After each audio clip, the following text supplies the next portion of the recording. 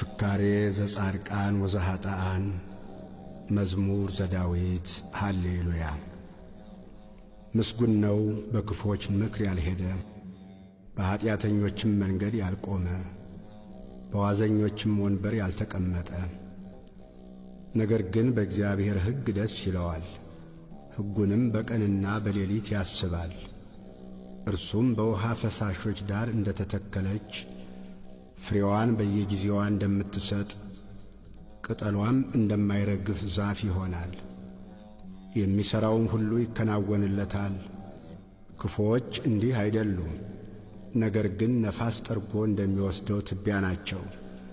ስለዚህ ክፉዎች በፍርድ ኀጢአተኞችም በጻድቃን ማኅበር አይቆሙም።